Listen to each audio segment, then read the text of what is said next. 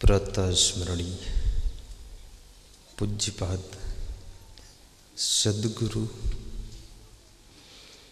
श्री क्षमादेव जी के पावन चरणों का आशीष लेकर राजस्थान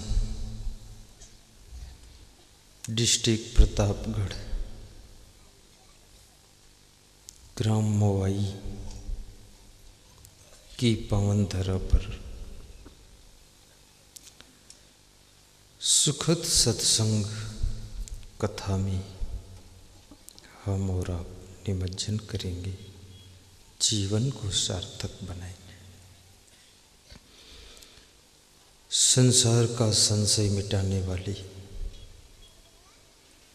सबको प्रसन्नता देने वाली, समस्त संत महात्मा धर्म की रक्षा करने वाली श्रोता बंधुओं, भक्ति को विकसित करने वाली माताओं बहनों तथा मेरे प्रिय आत्मन बच्चों, सबके हृदय मंदिर में बैठे हुए पावन परमात्मा को प्यासगादी धन्यवाद दे रही है और मैं सबको साहिब बंदगी कर रहा हूँ। साहिब बंदगी, साहिब। जय सिया राम, जय श्री राम, जय श्री कृष्ण, जय श्री कृष्ण। कबीर साहिब से किसी भक्त ने प्रश्न पूछा है, बड़ा विचित्र प्रश्न है कि संसार में हर मनुष्य अपने आप को बुद्धिमान समझता है, फिर भी हर मनुष्य ज़्यादा टेंशन में रहता है, तनाव में रहता है, दुख में रहता है।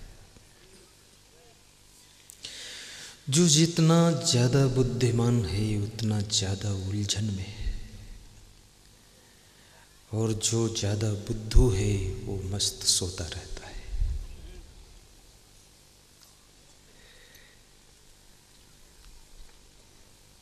वह कौन सा उपाय है कि जिससे मनुष्य को सुख मिल सके?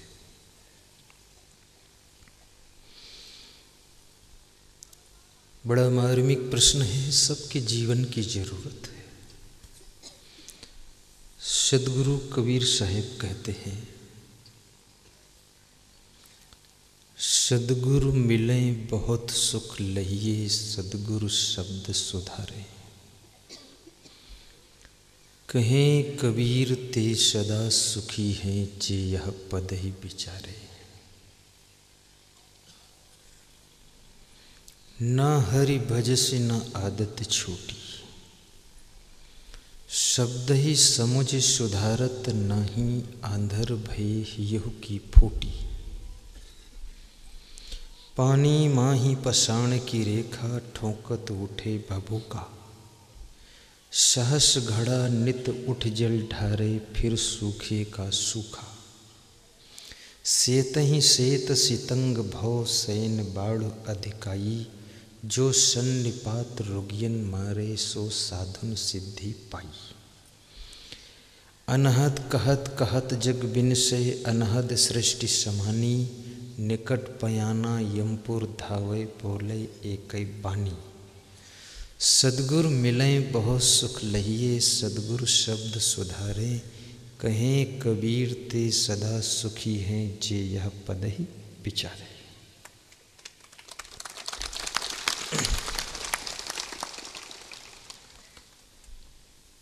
साहिब कहते हैं, यदि मनुष्य को सद्गुरु मिल जाए, कोई सद्गुरु की संगत मिल जाए।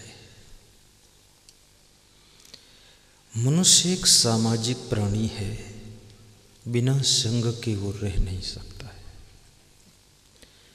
जिस रोज तुम्हें किसी की संगत नहीं मिलती है, उस रोज तुम्हारा चेहरा मुरझाने लग जाता है। तुम मोबाइल करके मित्र को बुलाते हो, बात कर लेते हो, तो दिल को थोड़ा तसल्ली हो जाती है। संगत लेकिन संगत का कितना बड़ा प्रभाव है। संगत तो करना ही पड़ेगा, लेकिन किसकी संगत करना चाहिए, ये बात बहुत इम्पोर्टेंट है। अगर आप गुलाब के फूल की संगत में बैठेंगे तो खुशबू निःशुल्क मिलेगी, लेकिन यदि आप गोबर की संगत में बैठेंगे तो बदबू भी निःशुल्क मिलेगी। यदि आपका पड़ोसी भक्त है तो अगरबत्ती जलाएगा तो खुशबू निःशुल्क मिलेगी, और पड़ोसी बहुत तीता मिर्चा खाता है तो मिर्चा आग पे सुलगाएगा तो छींके भी फ्री में मिलेंगे। पड़ोसी की भी संगत का प्रभाव तुम्हारे ऊपर पड़ता है। तुम्हारे घर में एक व्यक्ति गाली बकता हो तो बिना ट्रेनिंग के सब गाली देने में ट्रेंड हो जाएंगे। तुम्हारे घर में अगर एक व्यक्ति भक्ति करता हो, भजन करता हो, तो धीरे धीरे धीरे धीरे उसकी भक्ति का प्रभाव सबके ऊपर पड़ जाएगा। कल मुझसे भक्त कह रहे थे, यहाँ के जगदीश जी, प्रहलाद जी, तुलसी राम जी, कि रात में 9 बजे मोवाई गांव में हर टीवी में आपका सत्संग, आपकी आवाज़ चलती रहती है रात में 9 बजे। तो मैंने कहा फिर 9:30 बजे क्या होता है?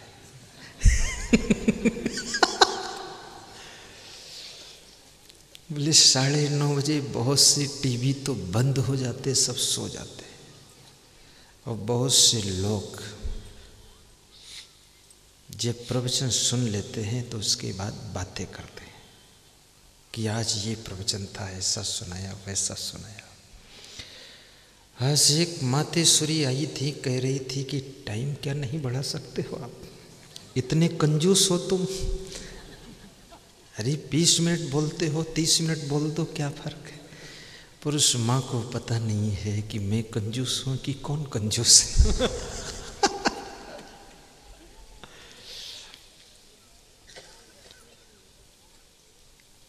मेरी जिंदगी, किसी भी संत की जिंदगी पूरे संसार के लिए होती है। अब वो किसी एक परिवार का नहीं रह गया, अब वो पूरे संसार का हो चुका है।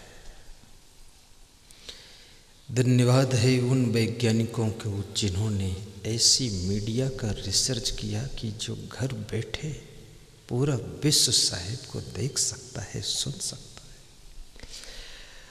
अन्यथा मेरी वाणी आप तक नहीं पहुंच पाती।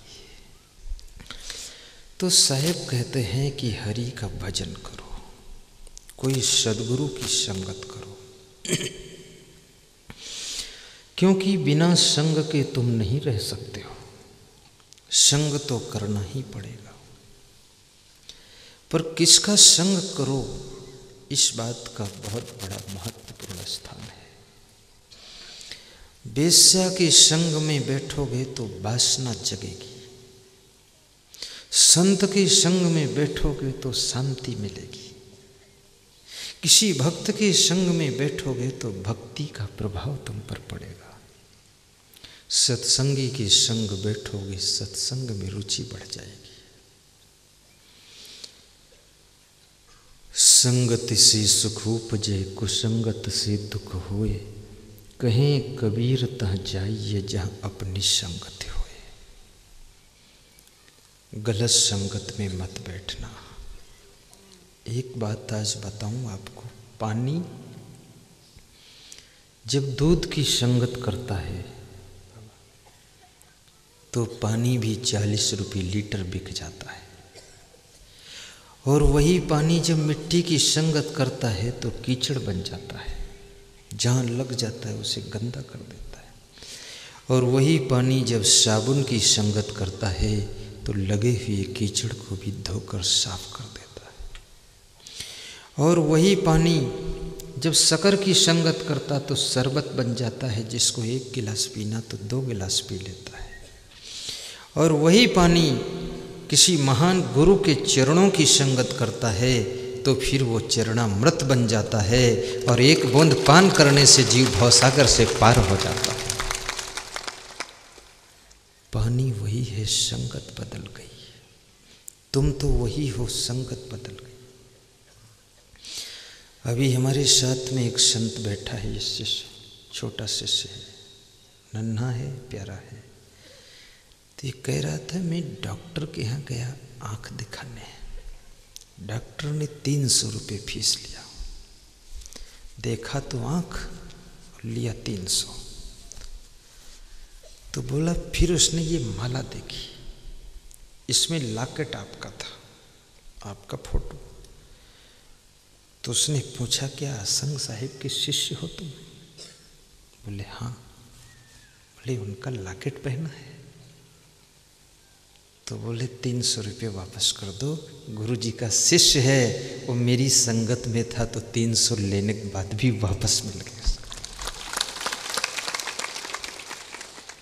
फिर छोटा है, संकोची है, बस में जा रहा था, वो खुद बता रहा था। तो खड़ा था, उसको सीट नहीं मिली। तो किसी ने उसमें पूछा, तुम असंग साहिब के शिष्य हो? पगड़ी वैसी लग रही है। बोले हाँ। लॉकेट देखा।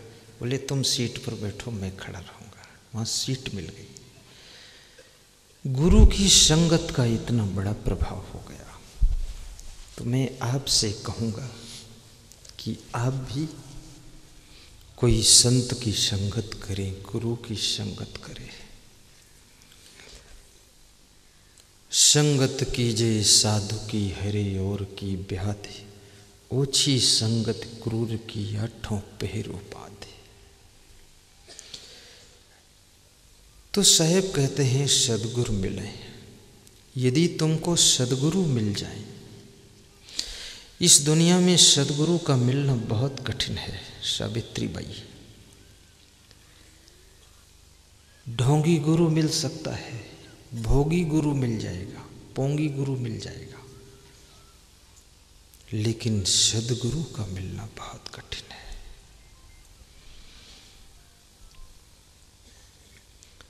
सच्चे गुरु को कैसे पहचानोगे? पार्वती जी ने स्कंद पुराण में शिव जी से पूछा है कि सच्चे सदगुरु की क्या पहचान है। बहुत भक्त मुझसे पूछे हैं कि पहचानूं कैसे? तो मैं तो इतना ही बताता हूँ, सत्संग सुनते रहो तो पहचानने की आँख मिल जाएगी। बिना सत्संग के पहचानने की आँख नहीं मिलती है। खूब सत्संग सुनोगे तो पहचान लोगे। तो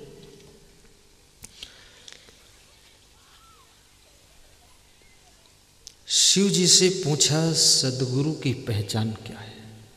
तो शिव जी स्कंद पुराण में पार्वती जी को समझा रहे हैं। क्या समझाते हैं? गुरो निर्मलः शांतः साधवो मितभाषिणः, काम क्रोध विनिर्मुक्ता सदाचारः जितेंद्रिया। ये स्कंद पुराण का श्लोक है, शिव पार्वती का संवाद है। शिव पार्वती जब परस्पर में बात करते थे तो सत्संग की बात करते थे, ज्ञान की बात करते थे, संवाद करते थे। पर आजकल शिव पार्वती पति पत्नी जब बात करते हैं तो सत्संग की बात नहीं करते हैं, वो सब्जी चावल दाल की बात करते हैं और विवाद की बात करते हैं। इतना फर्क हो गया। शिव जी से सीखिए कि कभी कभी पति पत्नी भी सत्संग की चर्चा करो। तो सदगुरु का मिलना कठिन है। सदगुरु कैसा हो? कबीर साहिब कहते हैं, कलयुग में सदगुरु मिल जाए तो समझ लो भगवान ही मिल गए। सच्चे सदगुरु की पहचान, उसका हृदय निर्मल हो। नंबर 1, गुरुवो निर्मला, साधवो, और वो साधु होना चाहिए। जो सदगुरु है वो साधु हो, महात्मा।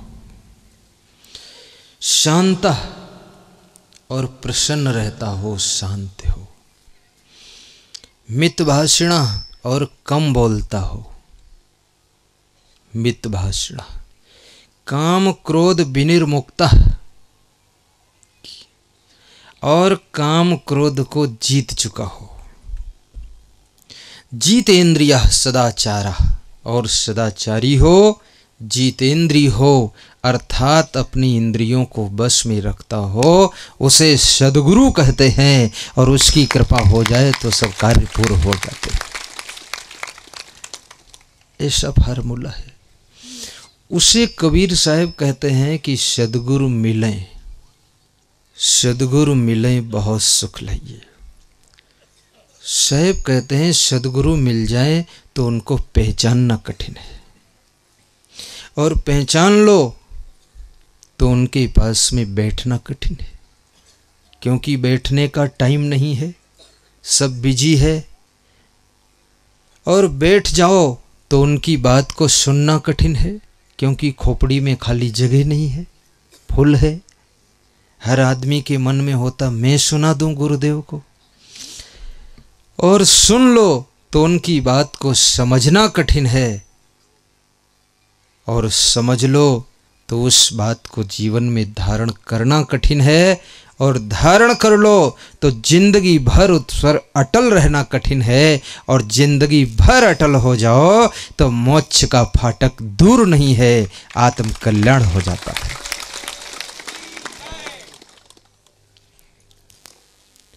हमारी नाव को स्वामी लगा दो पार धीरे से, हमारी नाव को स्वामी लगा दो पार धीरे से।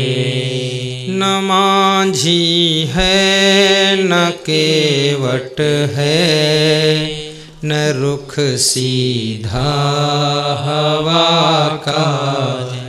न मांझी है न केवट है, न रुख सीधा हवा का है।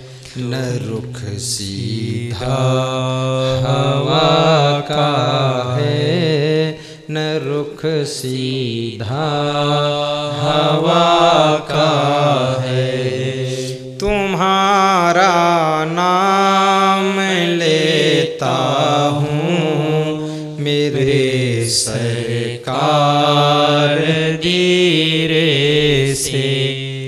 तुम्हारा नाम लेता हूँ मेरे सरकार धीरे से।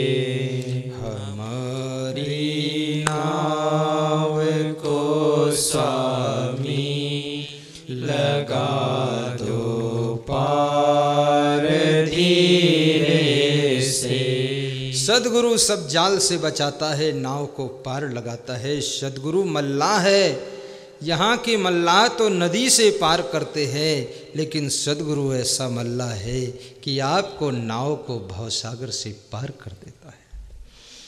हमारी नाव को स्वामी लगा दो पार धीरे से। हमारी नाव को स्वामी लगा दो पार धीरे से। अंधेरे में उजाले के लिए इतना यत्न ही है। अंधेरे में उजाले के लिए इतना यत्न ही है। क्यों? अंधेरे में उजाला करने का यत्न क्यों? बस एक ही काम है, क्या? दिखा दो सामरी सूरत मेरे कार धीरे से, इसलिए उजाला कर रहा हूं। तो सांवरी सूरत मेरे सरकार धीरे से, हमारी नाव को स्वामी लगा दो पार धीरे से, हमारी नाव को स्वामी लगा दो पार धीरे से। साहिब बंदगी, साहिब बंदगी। सद्गुरु भ्रम के भंवरों से भी आपकी नाव को पार करता है।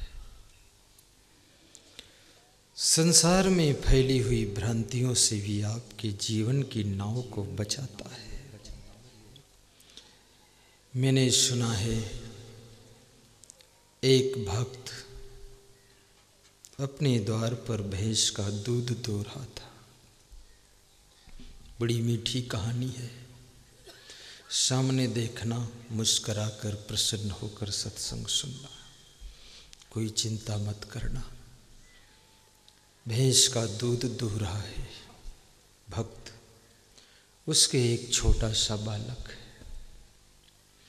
बालक भी आसपास में खेल रहा है, कभी अपने पिता की पीठ को छूता है, कभी भैंस की पूंछ को छूता है, कभी भैंस के आगे चला जाता है।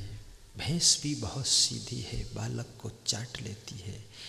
भैंस भी सोचती है ये भी मेरा एक पड़वा है, चाट लो, प्रेम कर देती है। उसी समय एक ज्योतिषी आता है। ज्योतिषी बालक का हाथ पकड़ लेता है और हाथ देखता है, मुस्कुराता है और कहता है, भक्त जी आपके बालक की सब रेखाएं अच्छी हैं, लेकिन आपके बालक के ऊपर 7.5 शनि लगा हुआ है। आपका बालक 7 दिन के बाद संसार छोड़ देगा, इसकी मृत्यु हो जाएगी, 7.5 शनि इसको मार देगा। उस भक्त के एक ही बालक था। भक्त डर गया, कप गया, घबरा गया, बोला कुछ उपाय है?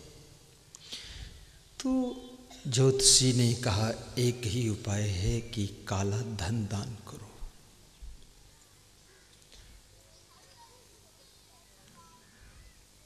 बालक के पिता ने सोचा कुछ भी देना पड़े लेकिन बालक बचना चाहिए। उसी समय उस भक्त के सद्गुरु घर में आए हुए थे। एक कमरे में ध्यान पूजा करते थे, साधना करते थे। अपने गुरु के पास दुखी होकर के वह भक्त गया। गुरु ने पूछा क्यों दुखी हो? भक्त ने कहा एक ही बेटा है, उसके ऊपर 7.5 शनि लगा है, 7 दिन बाद बेटा साथ छोड़कर चला जाएगा। गुरुदेव ज्योतिषी ने कहा है कोई काला धन दान करो, तो क्या करूं? गुरु ने कहा 1 मीटर काला कपड़ा जाकर दान कर दो, काला धन हो जाए। 1 मीटर काला कपड़ा ले जाकर के दान कर दिया। ज्योतिषी ने कहा ये दान नहीं चाहिए। बोले फिर कौन सा दान चाहिए? बोले दान काला हो और जान वाला हो।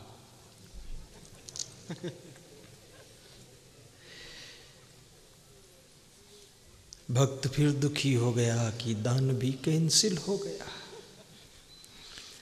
पहली बात, दान देना बहुत मुश्किल है और किसी को दान दो और ना ले तो अपना अपमान हो जाता है। दूसरी बात, दान देने का मन भी नहीं होता है। तीसरी बात, कोई अच्छे महान पुरुष दान लेने वाले पात्र भी कम मिलते हैं। अगर दान लेने वाला कोई सत्पात्र मिल जाए तो दान देना भी बहुत सार्थक हो जाता है।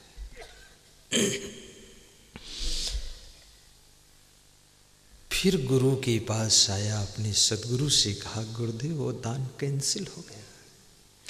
ज्योतिषी जी ने बताया है दान काला हो और जान वाला हो। तो गुरु ने कहा कोई बात नहीं,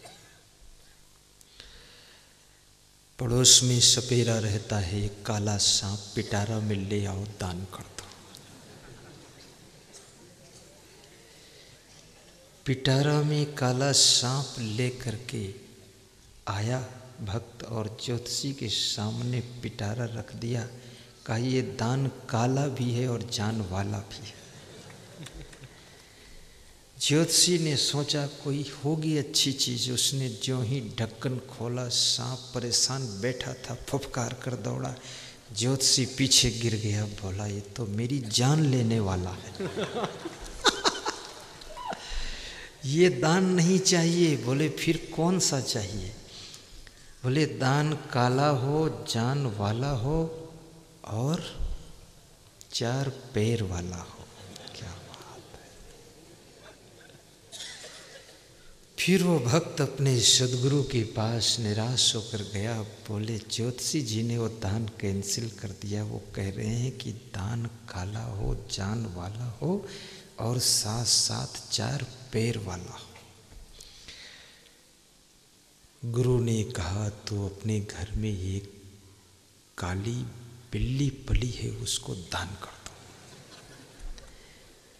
गुरु भी कलाकार है और ज्योतिषी भी कलाकार है।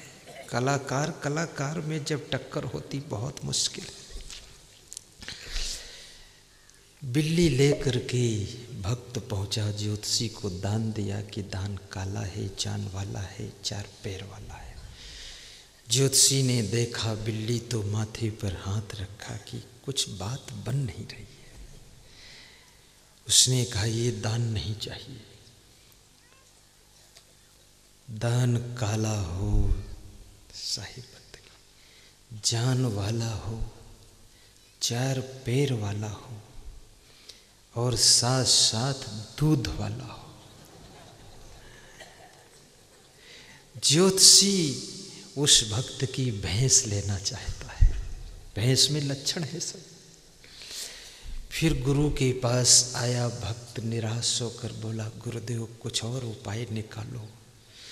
ज्योतिषी जी ने दान फिर कैंसिल कर दिया। ज्योतिषी जी कहते हैं दान काला हो, जान वाला हो, 4 पैर वाला हो और दूध वाला हो। तो सदगुरु ने कहा तेरे गांव में कोई काली कुतिया नहीं ब्याई है?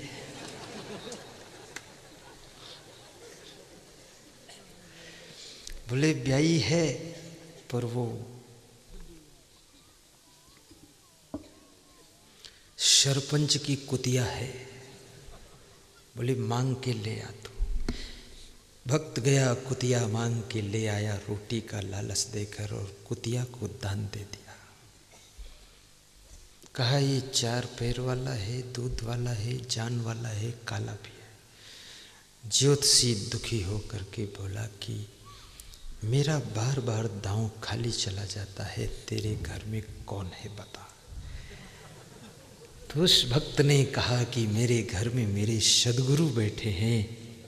तो ज्योतिषी बोला जिसके घर में सदगुरु बैठते हैं, जिसके दिल में सदगुरु का ज्ञान बैठता है, उसके घर में कभी 7.5 शनि नहीं बैठता है। इसलिए सदगुरु की जरूरत है।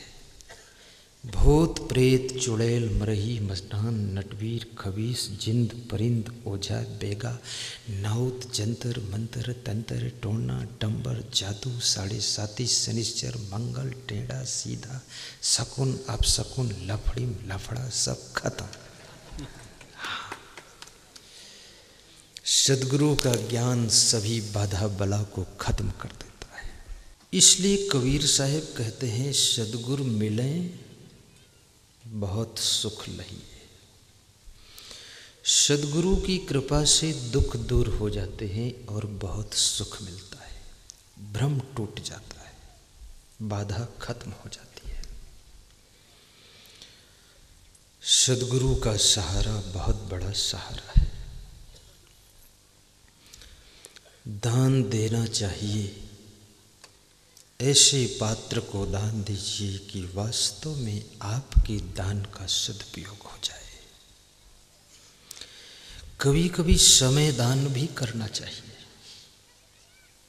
कोई धार्मिक आयोजन हो रहा है, वहाँ समय दान दीजिए, 2, 5, 10 दिन रहकर सेवा कीजिए, शरीर से सेवा कीजिए। कल मैं बग्घी से उतरा तो मेरा नया नया चेला खड़ाऊ पकड़े था, लकड़ी वाला, वो लकड़ी पादुका, तो उसको मालूम नहीं था कहाँ पहनाना है, वो लेकर इधर खड़ा था, पहनना उधर था।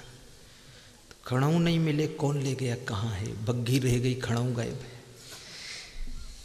तो रघुनाथ हंस ने तुरंत चौकन्ना देखा तो उसके हाथ से खड़ाऊ झट लेकर खट पहना दिया जाएगा। ऐसा वक्त मेरे खड़ाऊ की सेवा जिन जिन ने किया है उनके घरों में चमत्कार हो गया। कल मैं जिनका नाम लेता था, मेरे खड़ाऊ लेकर के, लकड़ी वाले पादुका लेकर के चलते थे। 10 दिन तक मेरे साथ जो बालक रहा था, वो बालक आज करीब करीब 350 किलोमीटर दूर से सत्संग सुनने आ चुका है। इसमें छिपा हुआ बैठा है, आप चाहो तो दर्शन करा दूं। जो मेरे खड़ाऊ लेकर चलते थे, आज 22-23 साल की उम्र में बिजनेस करते हैं। टीवी चैनल जो प्रवचन सुनते हो, उसमें 1 महीने का शुल्क उस बालक ने जमा करने का संकल्प लिया है। 2-4 दिन में जमा करेगा, डीडी बनाकर भेजेगा दिल्ली। फिर कोटा आश्रम में जब कभी विराट सम्मेलन करो गुरुदेव तो 1 लाख रुपये नगद उसमें दूंगा। और फिर उज्जैन कुंभ में उसने 11,000 रुपये देने का। और उम्र कितनी है, 22-23 साल। और अपनी कमाई का, बाप की कमाई नहीं, अपनी कमाई। और बहुत मेहनत किया है। तो आपको दिखा दूं उस बालक को, कल नाम लिया था। महिलाओं सबकी इच्छा है दिखाऊं, तो फ्री में दिखाऊं क्या? कम से कम उसके लिए तालियां जोर से बजाना पड़ेगा। मैं कहूँगा रघुवीर मीणा जहाँ बैठे हों, आकर के यहाँ प्रणाम करें और सबको हाथ जोड़कर प्रणाम करें। आ जाओ।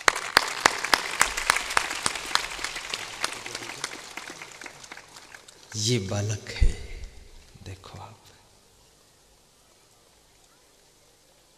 हमारे साथ 10 दिन लकड़ी का खड़ाऊ पकड़कर घूमते थे। ये साथ में पास में सोते थे, गेट पर सो जाते थे। रघुवीर मीणा छोटे थे उस समय। आश्रम के कोषाध्यक्ष भी है और बहुत प्रेम है। 350 किलोमीटर से आए। अभी एक सज्जन मिले थे, कह रहे थे जिंदगी बच गई। बोले आत्महत्या करने जा रहा था मैं, बहुत क्रोधित आदमी हूँ। वो आपका सत्संग चल रहा था, सुन लिया टीवी में, तो आत्महत्या पर ही आप समझा रहे थे उस दिन। तो फिर वापस लौट आया कि अभी जिंदा रहूँगा, मरूँगा नहीं। सत्संग जिंदगी को बचाता है, सत्संग सुख देता है, सत्संग शांति देता है, सत्संग प्रसन्नता देता है, सत्संग परस्पर में प्रेम भी देता है। आज ये मोआई के लोगों ने क्यों इतना प्रयास किया कि गुरुदेव को बुलाऊं? इनके मन में हुआ जो गुरुदेव के सत्संग से मुझे मिला है, वो हमारे क्षेत्र की जनता को भी मिलना चाहिए। ये इच्छा उनकी। और इसी श्रृंखला में हमारे ग्राम बेबपुर गौशाला की कमेटी, 60 गांव की कमेटी, कल उनके मन में भी इच्छा हुई है कि 60 गांव का सत्संग बेबपुर गौशाला के धूल में आपका होना चाहिए। गोधूली और सदगुरु धूली एक में मिला दूं तो सबका बेड़ा पार हो जाए। आपका जीवन करोड़ों की जिंदगी के लिए हो, आपके इन हाथों से गुरु सेवा, संत सेवा, माता पिता की सेवा, इस भारत माता की सेवा हो, गौ माता की सेवा। आपका मन सदैव भक्ति में लगा रहे, सद्गुरु के चरणों में जुड़ा रहे, संसार का कुसंग आपको हिला न सके, संसार की बुराइयों की आंधियाँ आपको उड़ा न सके, अखंड शक्ति आपको प्राप्त हो, आपका मन सुमन बने, आपका घर स्वर्ग जैसा सुंदर हो, अपने घरों में प्रेम पैदा करना। सद्गुरु मिले बहुत सुख लहिए, सद्गुरु शब्द सुधारे, सद्गुरु के शब्द हमारा सुधार करते हैं, हमारा परिवर्तन कर देते हैं, जिससे स्वभाव सुंदर हो जाता है, हमारा प्रभाव सुंदर हो जाता है। सद्गुरु का एक एक शब्द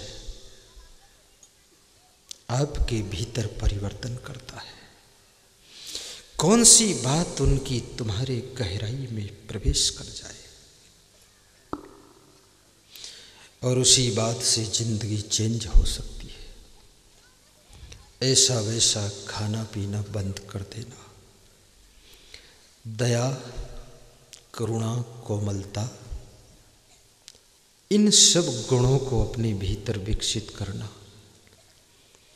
अपने घरों में गम भी खा लेना, बात मत लड़ाना। कभी तुम्हारा पति कुछ कह दे, सुन लेना, सुनने वाला कहने वाले से बड़ा होता है। सुनना कठिन होता है, स्पीड में बोलना बहुत आसान होता है। अपने बच्चों को भी अच्छे संस्कार देना, घर को घर मत समझना, गुरुदेव का आश्रम समझ करके रहना, उसे अपना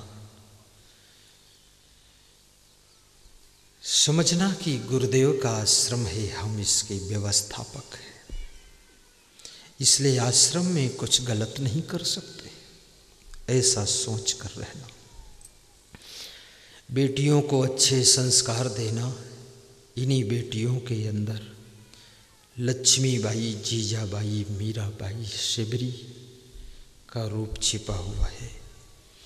संस्कार अच्छे नहीं मिले तो ये रूप छिपा रह जाएगा, प्रकट नहीं हो पाएगा। बेटों को भी अच्छे संस्कार देना, बेटों के अंदर ध्रुव, प्रहलाद, कृष्ण, सुदामा, राम जैसे गुण भी छिपे हुए हैं। अच्छी संगत में बिठाना अपने बच्चों को। आज मुझे खुशी है कि यहाँ बेटियाँ बहुत आई हैं और बेटे भी बहुत आए हैं, जवान भी बहुत आए हैं, बूढ़े भी बहुत आए हैं, क्योंकि बुजुर्गों को भी सत्संग सुनना जरूरी है। वृद्ध लोग भी कभी कभी दिमाग गर्म हो जाता है, पूरे घर को डिस्टर्ब कर देते हैं, वृद्ध को भी ठंडा करना पड़ेगा और माताओं बहनों को भी शीतल हृदय बनाना पड़ेगा। जो अपनी पत्नी के अलावा समस्त नारियों में माँ का दर्शन करता है, अपने धन के अलावा दूसरे के धन में मिट्टी के ढेले का दर्शन करता है, जो अपनी आत्मा के समान सभी आत्माओं का दर्शन करता है, वह जगत का पंडित होता है, पंडित होता है।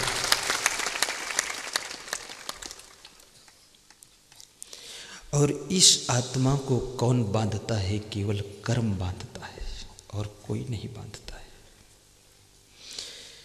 जंजीर का बंधन नहीं है, रस्सी का बंधन नहीं है, लेकिन कर्म का बंधन बहुत कठिन है। सुबह का कर्म दोपहर का भाग्य बन जाता है, दोपहर का कर्म शाम का भाग्य बन जाता, आज का कर्म कल का परिणाम लाता है, इस वर्ष का कर्म अगले साल रिजल्ट लाता है, और इस जन्म का कर्म अगले जन्म में फल ला कर दे देता है। बहुत विचित्र कर्म है। मैंने सुना है एक भिखारी भीख मांग रहा था, किसी गांव में भीख मांगने गया। समझते रहना। और भीख मांग रहा था, गीत गा रहा था।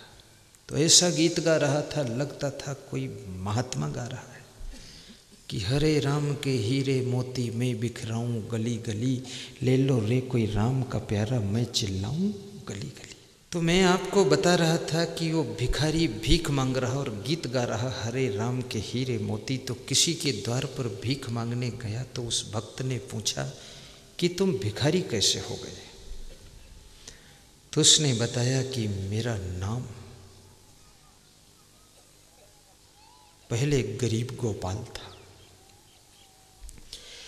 और मैं बीच में अमीर गोपाल हो गया, सेठ गोपाल हो गया और लास्ट में फिर भिखारी गोपाल हो गया।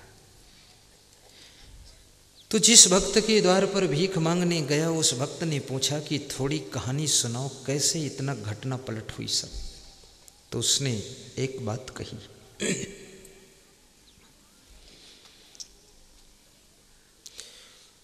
वे कहते हैं कि सुन लो मेरा है ये संदेशा, अन्याय कुकर्मों से बच के रहना हमेशा, बच के रहना हमेशा, अन्याय कुकर्मों से बच के रहना हमेशा, बच के रहना हमेशा। बस अच्छा है, इसमें ढोल तबलक जरूरत नहीं, ताली ही ढोल है। रुपया जो कमाते याद रखें वे सभी, अन्याय से कमाया धन फलता न है कभी, फलता न है कभी, अन्याय से कमाया धन फलता न है कभी, फलता न है कभी। बस सुना दूं? ये नई चीज है आपके लिए। पूरा सुना दूं? पूरा सुना दूंगा, बस अभी फटाफट। ये तो बाएं हाथ का खेल है। 20 साल पहले ये सुनाता था मैं। 20 साल का रसगुल्ला इस साल खिला रहा हूँ। पुराना है, बहुत अच्छा है। वो भिखारी कहता है कि जो लोग रुपया कमाते हैं वे सदैव याद रखें कि अन्याय से कमाया धन फलता न है कभी। किसी दुकान पर एक सरदार स्वेटर खरीदने गया। सरदार बहुत मोटा था, उसका वजन 2.25 कुंटल था। तो जिस दुकान पर स्वेटर खरीदने गया दुकानदार सोच में पड़ गया कि इतना बड़ा स्वेटर कहाँ मिलेगा। फिर भी निकाला कि बिक जाए तो अच्छा है मेरा माल। तो सरदार ने कहा पहन कर देखूंगा, फिट होगा तो लूँगा, टाइट होगा तो वापस। तो सेठ ने सोचा कि इतना मोटा सरदार है, स्वेटर पहनेगा और नहीं लिया, टाइट हो गया तो स्वेटर तो बोरा हो जाएगा, फिर बिकेगा भी नहीं। तो सेठ ने कहा कि पहन कर देखने के 5 रुपये पड़ेंगे। सरदार ने कहा पहन कर देखने के तो कभी नहीं पड़ते थे, ये कब से शुरू हो गए? बोले ये तुमसे शुरू कर रहा हूं। उसने कहा कोई बात नहीं। 5 का नोट निकाला, काउंटर पर डाला, स्वेटर पहना और खड़ा हो गया। सेठ ने पूछा पसंद है? बोले पसंद नहीं है। बोले क्या पसंद नहीं? बोले टाइट बहुत है। तो बोले फिर और? बोले रंग भी पसंद नहीं। बोले और? ऊन पसंद नहीं। बोले और? कहा तुम भी पसंद नहीं। कहा तो यार निकालो जल्दी, इसको बोरा बना दोगे पहने पहने। तो उसने कहा पहन कर देखने के 5 रुपये पड़े हैं तो निकलवाने के 50 रुपये तुमको पड़ेंगे। अगर निकलवाना है तो 50 दे दो, बाकी मुझे खरीदना नहीं। नहीं निकलवाना तो पहन के भी चला जाऊँ। सेठ चक्कर में फंस गया कि मेरी चालाकी निकल गई। 50 रुपया दिया तो 500 का स्वेटर निकाल के डाल दिया बोरा बना के।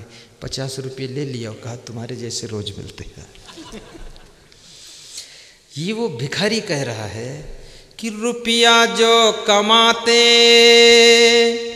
याद रखें वे सभी, अन्याय से कमाया धन फलता न है कभी, फलता न है कभी। अन्याय से कमाया धन फलता न है कभी, फलता न है कभी।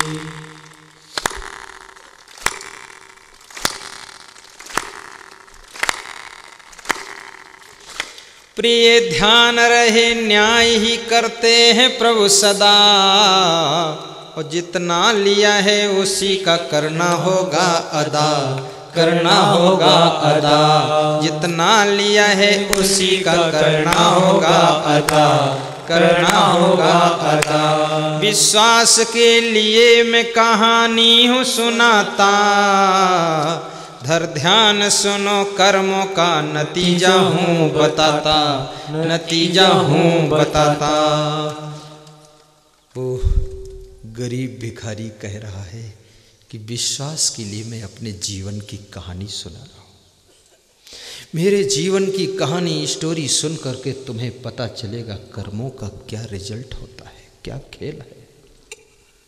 क्या सुनाया कि ये उस समय की बात है जब मैं गृहस्थ था। वो भिखारी कह रहा है कि उस समय की बात है जब मैं गृहस्थ आश्रम में था।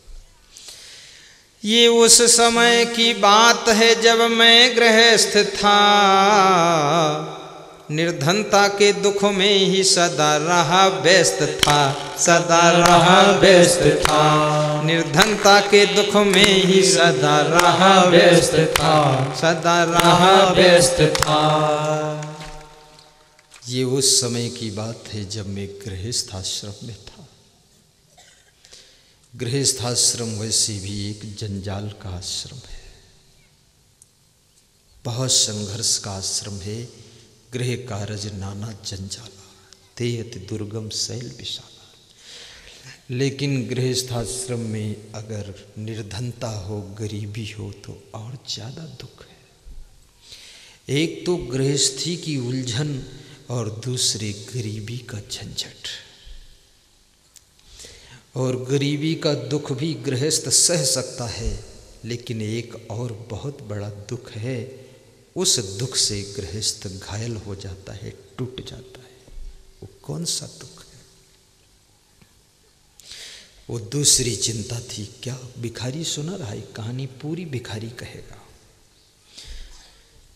चिंता लगी थी दूसरी, संतान नहीं थी, संकट में काम बुद्धि भी कुछ करती नहीं थी, काम करती नहीं थी। संकट में काम बुद्धि भी कुछ करती नहीं थी, काम करती नहीं थी। गरीबी का दुख तो था ही, लेकिन दूसरी चिंता लगी थी, घर में कोई संतान नहीं थी। जिस गृहस्थ के आंगन में कोई बालक न खेले, उस गृहस्थ के घर में अंधेरा है। वो महल, वो जमीन, वो गाड़ी, वो सब किस काम की? कौन बनेगा उसका हकदार वारिसदार? दुख था। जिस समय महाराजा दशरथ के पास में राजपाट सब कुछ है, लेकिन कोई संतान नहीं है, राजा दशरथ भी दुखी रहते थे। किसी से पूछा क्या करूं अब, तो संतों ने बताया कि पुत्रेष्ठ यज्ञ कीजिए और खीर पूड़ी का भंडारा कीजिए। ये भंडारा के पुण्य से आपको संतान का सुख प्राप्त होता है। इसलिए हर व्यक्ति को अपने गांव में कुंवारी कन्याओं को खीर पूड़ी प्रति वर्ष खिलाना चाहिए। 21 कन्याएं, 51 कन्याएं, 101 कन्याएं, उनको खिलाओ। उस पुण्य से आपको संतान लाभ होगा। और साधु संतों का अगर भंडारा करोगे तो 2 लाभ होंगे। एक तो पुत्र लाभ होगा, पुत्री का भी लाभ होगा, संतान का। दूसरा, आपके घर में लक्ष्मी का भी लाभ होगा, धन भी आएगा। इसलिए साधु संत का भंडारा करना चाहिए। महाराजा दशरथ दुखी है। संतों के संकेत से पुत्रेष्ठ यज्ञ करते हैं, खीर बनती है। खीर खाकर 4 पुत्रों का जन्म होता है। बड़ी विचित्र घटना है। एक सज्जन मुझसे कह रहे थे, खीर खाने से अगर पुत्र हो जाए तो पुरुष लोग भी खीर खाते, इनको भी पुत्र होना चाहिए। मैंने कहा कैसा तर्क करते हो? बोले खीर में दम है तो हो जाए।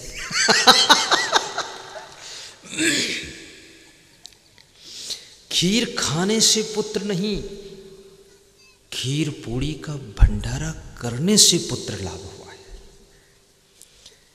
जिस समय राम का कलेवा हो रहा था जनकपुर में, तो स्त्रियों का स्वभाव होता है मजाक करना। ये मजाक कर देती है, हंसती है, हंसाती है, और कुछ बात ऐसी मनोरंजन की कह देती है। तो जनकपुर की स्त्रियों ने मनोरंजन की बात कहा क्या कि अति उदार करतूतदार सब अवधपुरी की बामा, और खीर खाए पैदा सुत करती पतिकर कछु नहीं कामा। जनकपुर की स्त्रियों ने राम की मजाक किया कि तुम्हारे अयोध्या की स्त्रियां अति उदार हैं, बड़ी कलाकार हैं, खीर खाकर बच्चे पैदा कर देती हैं, पति का कोई काम ही नहीं है, पति रेस्ट करे। तो राम को लगा मेरी माँ की मजाक कर दिया। तो राम तो बुद्धिमान जमाई था, कोई साधारण कंवर साहब था।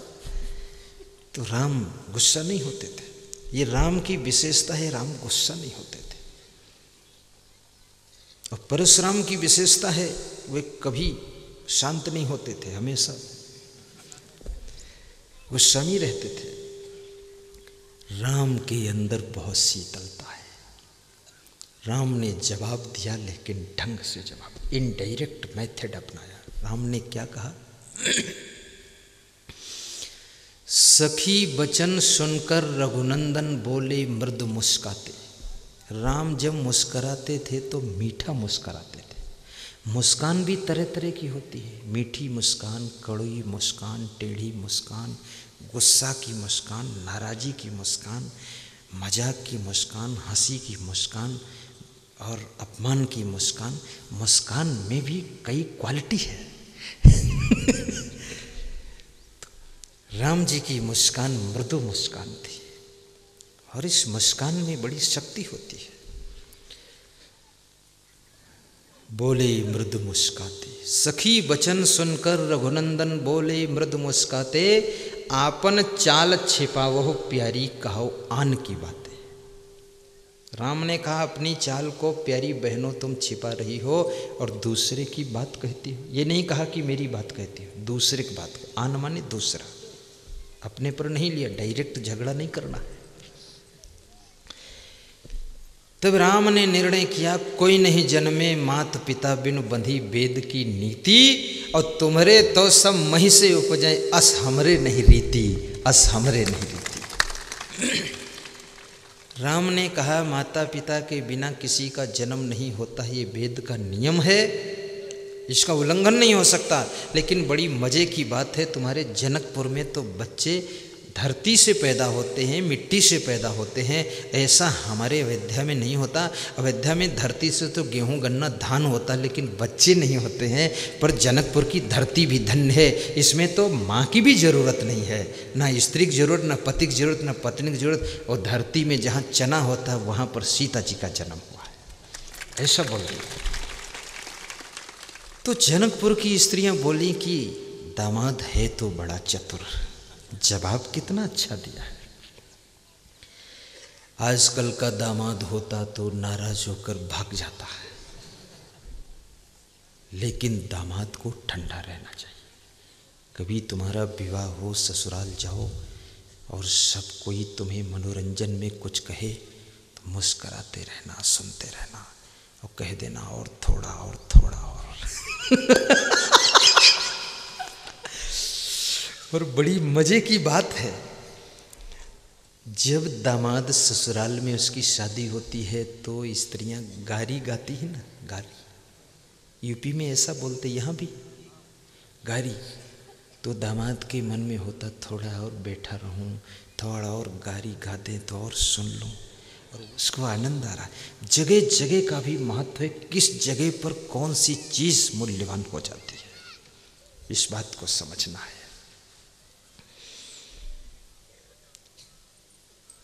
तो गृहस्थ का पहला दुख है गरीबी, और दूसरा दुख है संतान न होने का दुख। जिनके संतान न हो, मैं आपसे कहूँगा वे पुण्य करना शुरू कर दे। कन्याओं को कुंवारी खिलाए, वो क्या बोलते उसको, पूड़ी खीर खिलाए। साधुओं का भंडारा करे, कभी कभी कपड़ा बांटे। पुण्य से आपको पुत्र की प्राप्ति होगी, पुत्री की प्राप्ति होगी। जो कुछ मिला है ये सब पुण्य से ही मिला है, जो नहीं मिला है वो पाप के कारण नहीं मिला है। जब पुण्य बढ़ जाएगा तो पाप का परसेंटेज घट जाएगा, फिर जो नहीं मिला है वो भी मिल जाएगा। साहेब बंदगी। बजा दो ताली, क्यों पछताते? सीधे बैठ जाओ, खुश रहो। अब आगे कथा बढ़ाता हूँ। बढ़ा दूँ कि राम को जनकपुर में बैठा रखूं? बढ़ा देता हूं।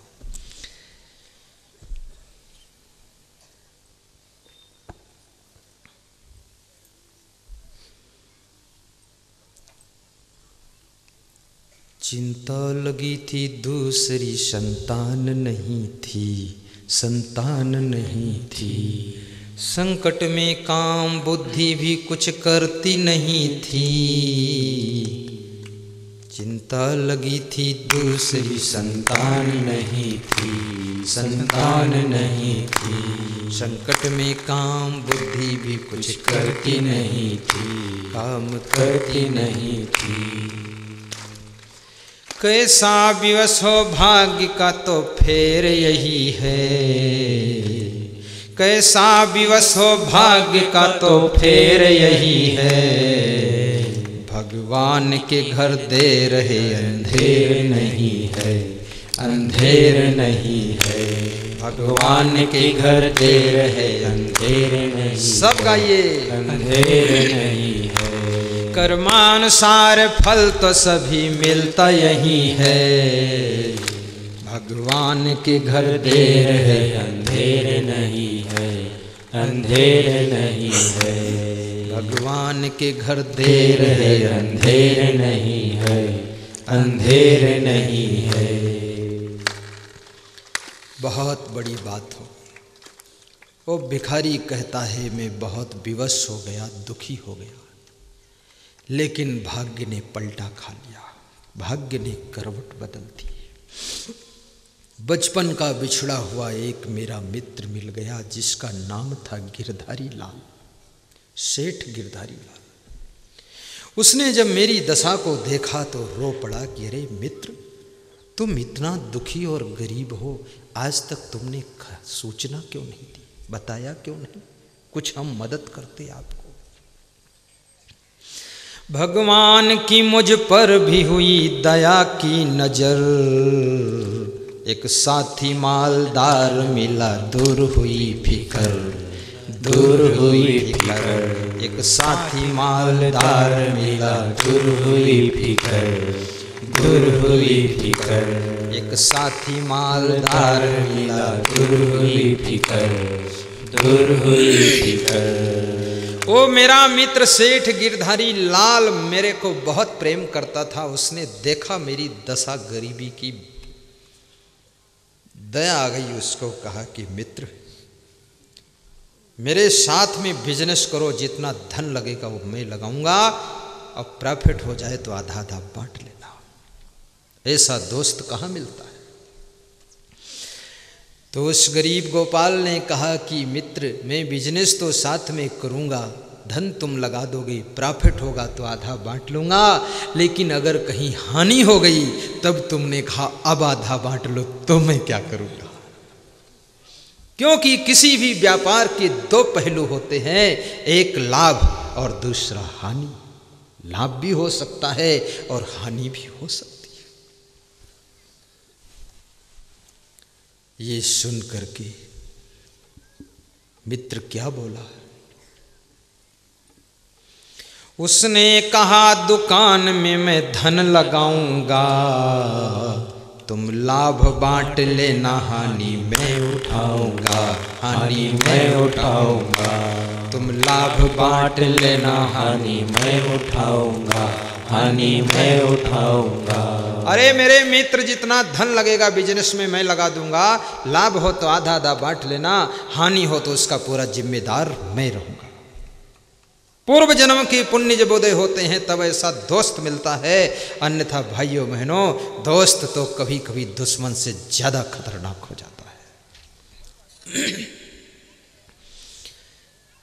मित्र की ऐसी बात सुनकर के वो गरीब गोपाल जो भिखारी है वो सुना रहा है कि फिर मैं तैयार हो गया।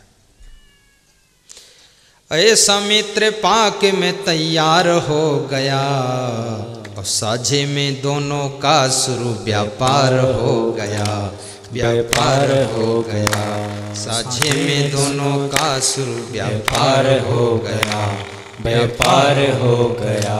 व्यापार केंद्र मैंने बनाया था बम्बई, आढ़त में लगा दी वहाँ बिक्री की हित रुई, बिक्री की हित रुई, बिक्री की हित रुई।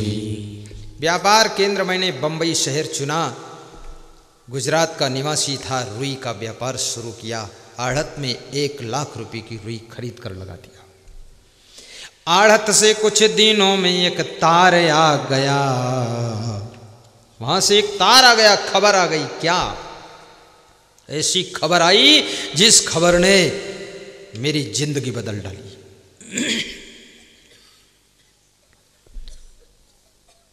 1 लाख की रुई 2 लाख में बिक गई। 1 सप्ताह में दुगना प्रॉफिट हो गया। आढ़त से कुछ दिनों में एक तार आ गया। क्या तार आया? 1 लाख की मुनाफे में कुल सौदा बिक गई, कुल सौदा बिक गई। 1 लाख के मुनाफे में कुल सौदा बिक गई, कुल सौदा बिक गई। किसी ने सच कहा है कि छप्पर को फाड़ देते प्रभु, बात सही है। भगवान के घर देर है, अंधेर नहीं है, अंधेर नहीं है। भगवान के घर देर है, अंधेर नहीं है, अंधेर नहीं है। कर्मानुसार फल तो सभी मिलता यही है। भगवान के घर देर है, अंधेर नहीं है, अंधेर नहीं है। भगवान के घर देर है, अंधेर नहीं है, अंधेर नहीं है। भगवान के घर देर है, अंधेर नहीं है, अंधेर नहीं है। छप्पर को फाड़ देते प्रभु, बात सही है। भगवान के घर देर है, अंधेर नहीं है, अंधेर नहीं है। ये कहावत कब से शुरू हो गई कि भगवान जब देता है तो खप्पड़ फाड़ कर छप्पर फाड़ कर देता है। सुना है कहावत? इस कहावत के पीछे क्या है कहानी, आज मैं बता दूं आपको मुंह जबानी। सुनिए। एक किसान खेत में हल चला रहा था तो उसके हल में एक चांदी से भरा हुआ घड़ा फंस गया। तो उसने घड़े का ढक्कन खोला तो चांदी के रुपये भरे थे। तो फिर उसको ढांक कर और खेत में के कोने में गाड़ दिया। घर में आया, रात को अपनी पत्नी से बताया कि आज खेत जोतते समय एक चांदी के रुपयों से भरा हुआ घड़ा मेरे हल में फंस गया था। तो पत्नी ने कहा उसको ले आए कि नहीं लाए? तो उसने कहा लाया नहीं। बोले क्यों नहीं लाए? बोले इसलिए नहीं लाए कि छप्पर को फाड़ देता है प्रभु, तो मैं क्यों लाऊं? वो छप्पर फाड़ कर देगा, देना होगा, इसलिए मैं नहीं लाया। तो पत्नी ने कहा अरे उसे ले आना चाहिए था। ये दोनों चर्चा आपस में कर रहे थे। पीछे बैठे चोर सुन रहे थे, चोरी करने आए थे। चोरों ने सोचा घर में चोरी करना व्यर्थ है, खेत में चलो चांदी का भरा घड़ा उठा लाओ। खेत में गए, कोना में खुदाई किया, वो घड़ा मिल गया। जब ढक्कन खोला तो उसमें वो मधुमक्खियाँ बर्रियाँ बैठी थीं, वो मुंह में काट ली चोरों के, तो उनके मुंह सब फूल गए। चोरों को बहुत गुस्सा आया, घड़े का ढक्कन बंद किया, बोले उस दुष्ट के ऊपर ही ये घड़ा उलट दूंगा ताकि ये मधुमक्खी बर्रियाँ उसके काटे। वो लेकर आ गए। रात में 3 बजे के करीब पहुँचे और उसका छप्पर फाड़ा और ऊपर से घड़ा औंधा किया और सब गिराया। तो उसमें 150 मधुमक्खियाँ बर्रियाँ थी, वो तो चोरों को काट चुकी थी, उड़ चुकी थी। अब उसमें चांदी का रुपया ही बचा था। वो उसके खाट के ऊपर, गरीब के खाट पर गिरने लगा, खन खन खन खन। तो उसने अपनी पत्नी से कहा, उठ उठ, देख भगवान जब देता है तो छप्पर फाड़ कर देता है।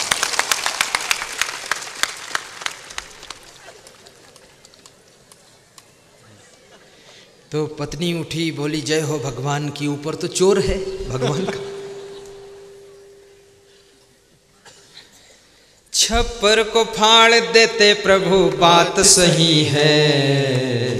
भगवान के घर देर है, अंधेर नहीं है, अंधेर नहीं है।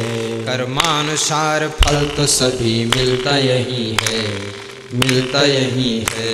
कर्मानुसार फल तो सभी मिलता यही है, मिलता यही है। बहुत आनंद आ रही इस कथा में। और ये कथा किसकी बदौलत सुनने को मिल रही है? ये मेरे पास पर्ची आई है, नहीं तो मैं तो इसको सुनाने वाला था नहीं, मेरा तो कुछ और था प्रोग्राम। पर ये कथा जिसकी बदौलत मिल रही है उसके लिए एक बार ताली बजा के विनती करें। और ये कथा भी ग्राम डायरा, जिला कोटा, राजस्थान के निवासी रघुवीर मीणा की पर्ची आई है, उनकी बदौलत मिल रही है। उस बालक ने 20 साल पहले सब सुना था कथा, 15-20 साल पहले। उसको याद है, इसको गुरुदेव सुनाते नहीं, मैं इसको बार बार सुनना चाहता। वो कई बार रिक्वेस्ट किया, मैं सुनाया नहीं, टाल दिया, क्योंकि इसमें बड़ी दम लगती है मेरी। कथा तो हो जाती है पर मेरी दम निकल जाती है। बहुत गाना पड़ता है ना दमदारी से, और दमदारी से गाऊं तो मज़ा भी नहीं आएगा। लेकिन मैं सोचता हूँ अब जो भी मोई में भंडारा भी अच्छा खाया हूँ, दम निकाल दो, क्या बात है। भगवान के घर देर है, अंधेर नहीं है, अंधेर नहीं है। भगवान के घर देर है, अंधेर नहीं है, अंधेर नहीं है। कर्मानुसार फल तो सभी मिलता यही है। भगवान के घर देर है, अंधेर नहीं है, अंधेर नहीं है। ओ भिखारी गोपाल अपनी कथा सुना रहा है। 1 लाख रुपए की प्रॉफिट में रुई बिक गई। दोनों मित्रों ने सलाह किया, बंबई आढ़त में पहुंच गए। 1 लाख प्रॉफिट ले लिया, 1 लाख मूलधन की रुई फिर खरीद कर लगा दिया। गरीब गोपाल ने कहा, घर चलो, इतना पैसा कैसे संभालेंगे। सेठ गिरधारी लाल ने कहा, मित्र तुमने बंबई की कभी सैर नहीं किया है, मैं तुम्हें बॉम्बे दिखाऊंगा। गरीब गोपाल ने कहा, बॉम्बे मत दिखाओ, जेब कतरे जेब काट लेंगे तो ये पैसे चले जाएंगे। जिसको पैसा कभी न मिला हो, अचानक मिल जाए पहली बार, बहुत दिल धड़कन पैदा हो जाती है कि क्या हो जाएगा। सेठ गिरधारी लाल ने कहा कि जेब नहीं कटेगी, हम बहुत बार बॉम्बे घूम चुके हैं। बॉम्बे की सैर किया, रात में एक बहुत बड़ी होटल में ठहर गए। सेठ गिरधारी लाल अपने कमरे में है, गरीब गोपाल अपने कमरे में है। रात में उस गरीब गोपाल के मन में एक विचार आ गया। ऐसा विचार आया कि इस विचार ने गोपाल की खोपड़ी को बदल डाला। 1 लाख रुपया है, मन में लोभ आ गया। कहावत है कि लोभ पाप का बाप है, लालच बुरी बला है, आ बला पकड़ गला। सिर चढ़ के लोभ बोला, यदि मित्र ये मर जाए, और धन 1 लाख का घर मेरा ही भर जाए, घर मेरा ही भर जाए, और धन 1 लाख का घर मेरा ही भर जाए, घर मेरा ही भर जाए। ताली भी बजाया करो दमदार। सिर चढ़ के लोभ बोला कि अगर ये मित्र मर जाता तो ये सारा पैसा हमको मिल जाता। अब मित्र कैसे मरे?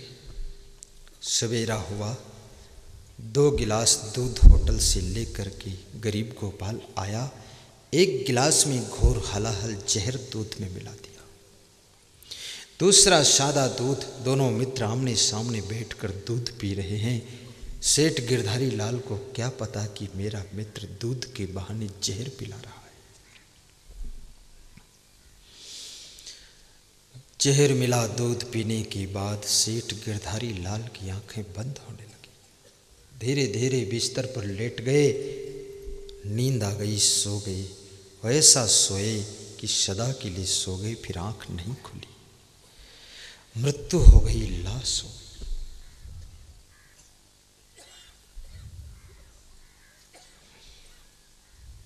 मित्र को मरा हुआ देख करके दिल घबरा गया। नीला पड़ा शरीर, मौत की थी बेबसी, पर लाश मुस्कराती थी, होठों पे थी हंसी, होठों पे थी हंसी, पर लाश मुस्कराती थी, होठों पे थी हंसी, होठों पे थी हंसी।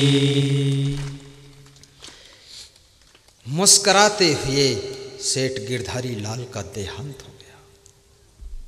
क्यों हंसी थी ओंठों पर कि ये क्या है संसार, जिसके लिए मैंने धन लगाया, आज उसने मेरे प्राण ले लिए, मुझे मार डाला।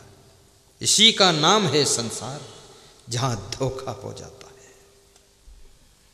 पर किसी के साथ दगा करने वाले कभी सुख नहीं पाते हैं।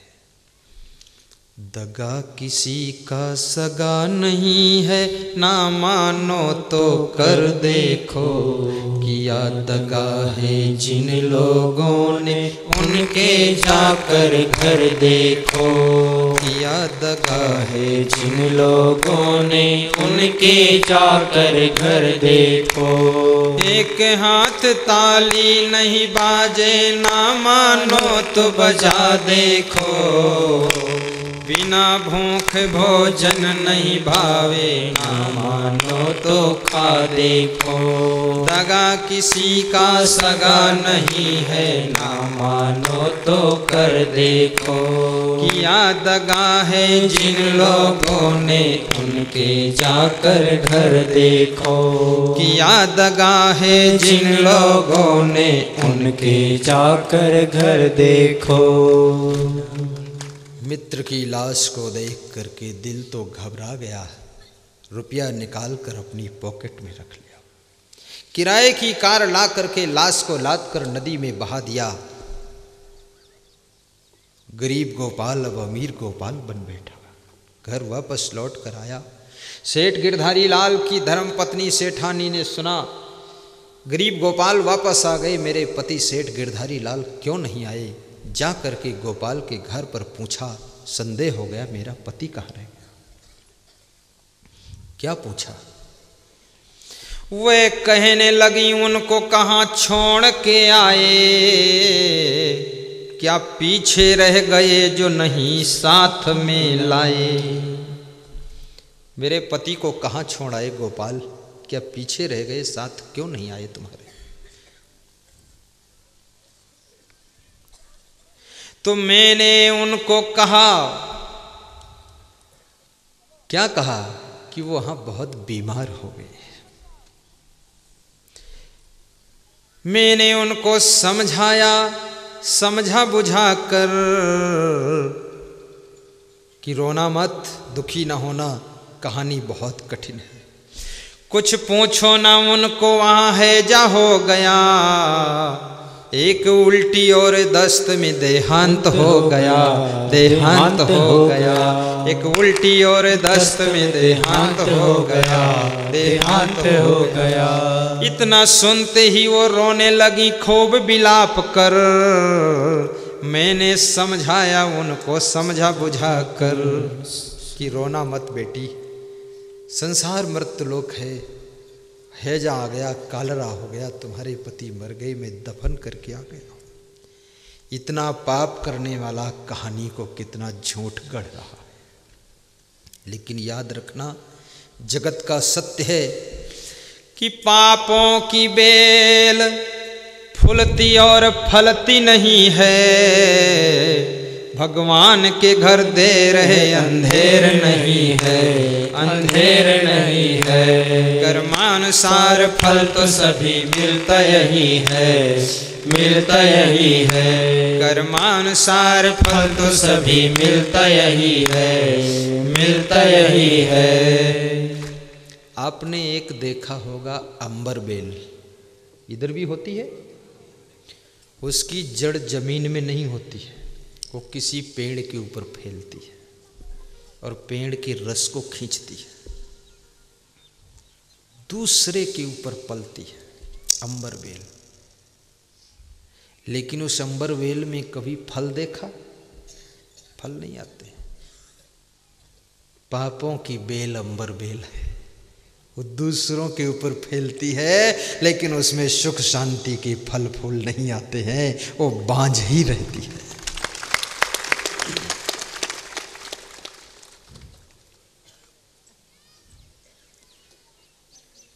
रो धो करके सेठ गिरधारी लाल की पत्नी अपने घर वापस लौट जाती है।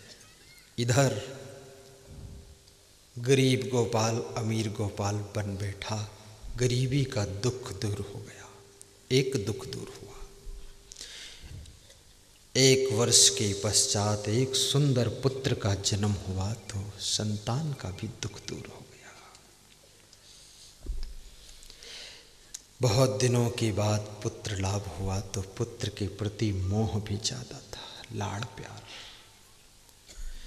लड़के को खिलाता थे मैं पुचकार प्यार कर, पुचकार प्यार कर, वो भी किलोले करता था किलकार मार कर, किलकार मार कर। थोड़ा बड़ा जब हो गया तो पढ़ने के लिए स्कूल लगा भेजने उल्लास उर्लिए, उल्लास उर्लिए। थोड़ा बड़ा जब हो गया तो पढ़ने के लिए स्कूल लगा भेजने उल्लास उर्लिए। लड़का जब थोड़ा बड़ा हुआ इंग्लिश मीडियम स्कूल में एडमिशन करा दिया, यहाँ की पढ़ाई पूरी कर लिया तो विदेश पढ़ने के लिए इंग्लैंड भेज दिया। बच्चा इंग्लैंड में पढ़ रहा है, अच्छी अच्छी शादियाँ आ रही हैं, गोपाल खुश हो रहा है कि भगवान ने खूब सुना है, सब दे दिया है। लेकिन लड़का कुछ दिनों के बाद इंग्लैंड से वापस लौटकर इंडिया आ गया। मित्रों के साथ टहलने बाजार गया, पैदल 2 किलोमीटर। लौट कर आया तो कुछ चेहरे पर सुस्ती उदासी आ गई। गोपाल ने पूछा, बेटे क्या है? बेटे ने कहा, कुछ हरारत है, बुखार हल्का लग रहा है। डॉक्टरों को बुलाया, 500 रुपये फीस दिया कि बेटे को ठीक करो, बुखार रहना नहीं चाहिए। डॉक्टरों ने भर भर के इंजेक्शन लगाए, कहा रात भर में हरारत उतर जाएगी, सुबह तक बेटा ठीक हो जाएगा। सवेरे उस हरारत ने दूसरी हरारत का रूप ले लिया। देखा सुबह तो 106 पर बुखार था, दिल में मेरे ना दुख का कुछ पारावार था, पारावार था। दिल में मेरे ना दुख का कुछ पारावार था, पारावार था। सवेरे देखा तो 106 डिग्री बुखार है। बेटे की हालत खराब हो रही है, मौत की घंटी बज रही है।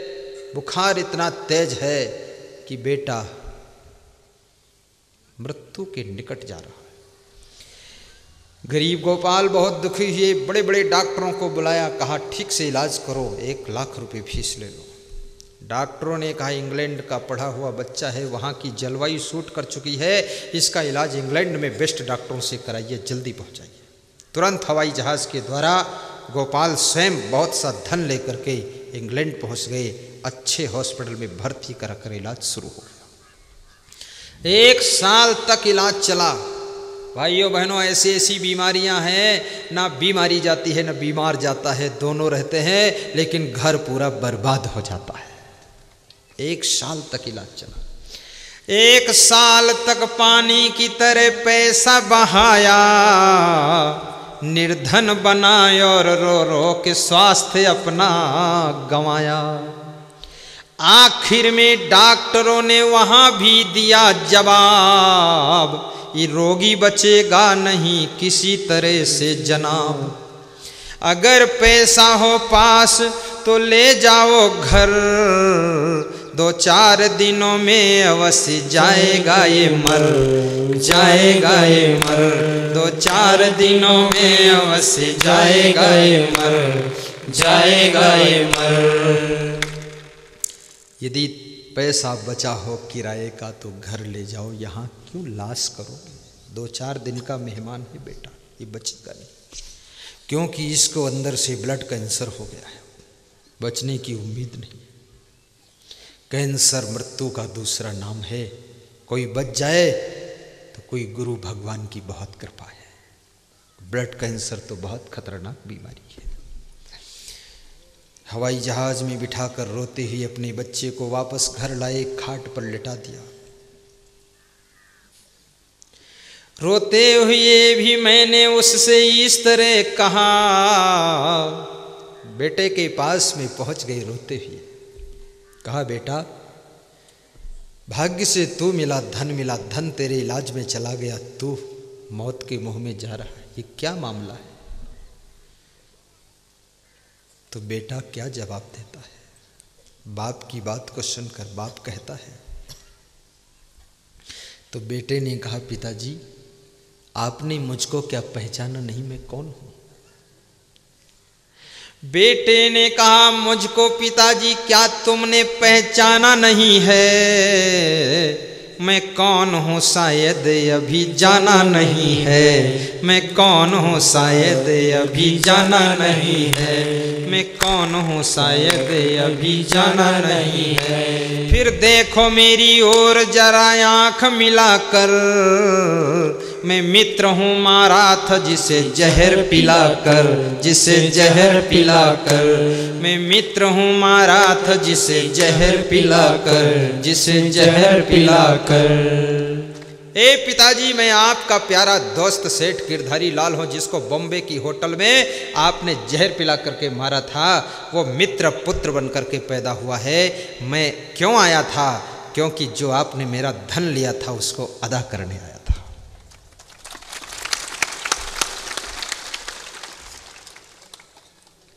और सब ले चुका हूँ पिताजी, बस केवल 500 रुपये और बचे हैं।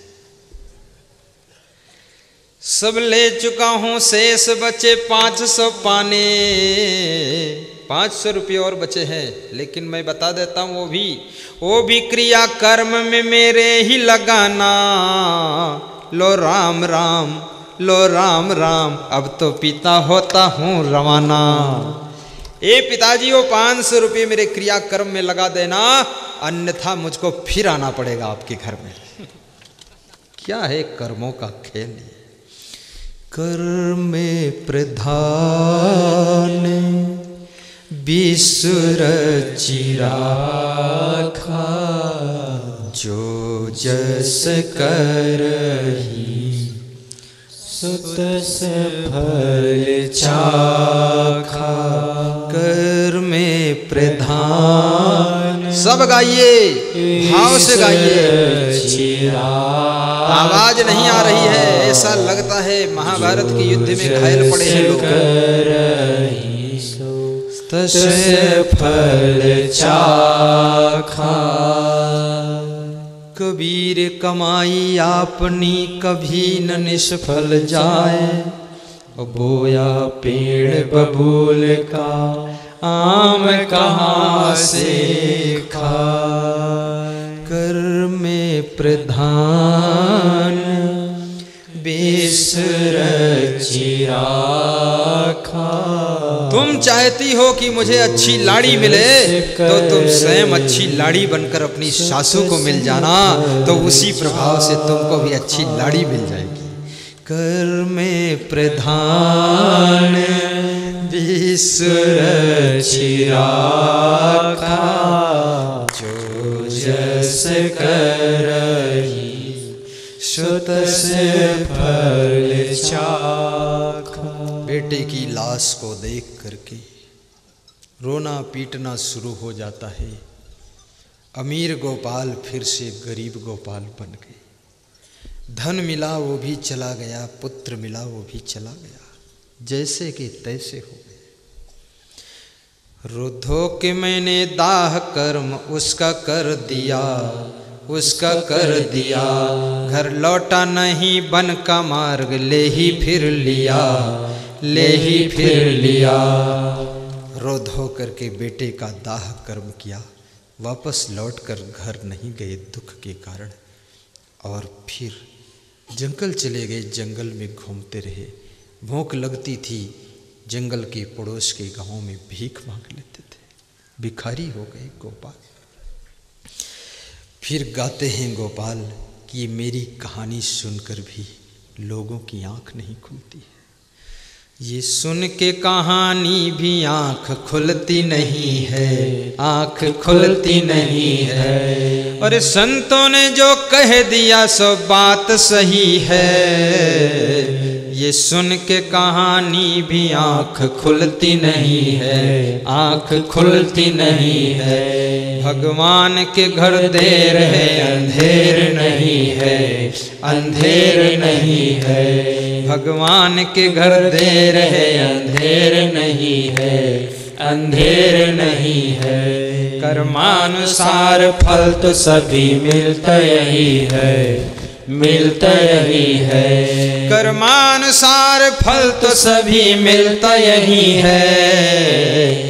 भगवान के घर देर है, जोर से नहीं है, अंधेर नहीं है। पापों की बेल फूलती और फलती नहीं है। भगवान के घर देर है, अंधेर नहीं है। भगवान के घर देर है, अंधेर नहीं है। बेटे को दाह दफन करके गोपाल भिखारी बन करके गांव-गांव में भीख मांग कर खा रहे। हीरे मोती मैं बिखराऊं गली गली, ले लो रे कोई राम का प्यारा। मैं चिल्लाऊं गली गली, हरे राम के हीरे मोती मैं बिखराऊं गली गली। अभी सत्संग चलेगा, कोई जाना मत, रुके रहना, सिर में दर्द होगा घर में। हरे राम के हीरे मोती मैं बिखराऊं गली गली, ले लो रे कोई राम का प्यारा। मैं चिल्लाऊं गली गली। दौलत के दीवानों सुन लो, एक दिन ऐसा आएगा, एक दिन ऐसा आएगा। धन यौवन और रूप खजाना यहीं धरा रह जाएगा, यहीं धरा रह जाएगा। सुंदर काया माटी होगी हो, सुंदर काया माटी होगी, चर्चा होगी गली गली।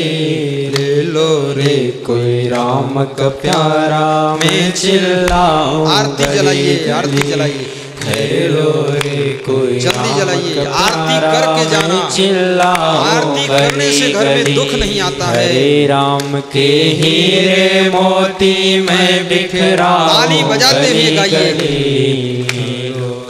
कोई राम का प्यारा, मैं चिल्लाऊं गली गली, मैं चिल्लाऊं गली गली। जिनको अपना कह कर बंदे तू इतना इतराता है, तू इतना इतराता है। छोड़ देंगे सभी विपत्ति में, साथ कोई नहीं जाता है, साथ कोई नहीं जाता है। 2 दिन का ये चमन खिला है, 2 दिन का ये चमन खिला है, फिर मुरझाए कली कली। ले लो रे कोई राम का प्यारा, मैं चिल्लाऊं गली गली। ले लो रे कोई राम का प्यारा, मैं चिल्लाऊं गली गली। हरे राम के हीरे मोती, हरे राम के हीरे मोती, मैं बिखराऊं गली गली। ले लो रे कोई राम का प्यारा, मैं चिल्लाऊं गली गली। ले लो रे कोई राम का प्यारा, मैं चिल्लाऊं गली गली। बोलो सद्गुरु भगवान की जय। अच्छे कर्म करना ताकि तुम्हारा भाग्य अच्छा बने।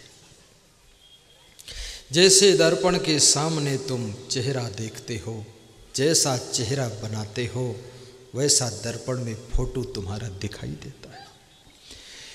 इसी प्रकार से जैसा तुम्हारा कर्म का चेहरा होता है, वैसा ही भाग्य का फोटो दिखाई देता है।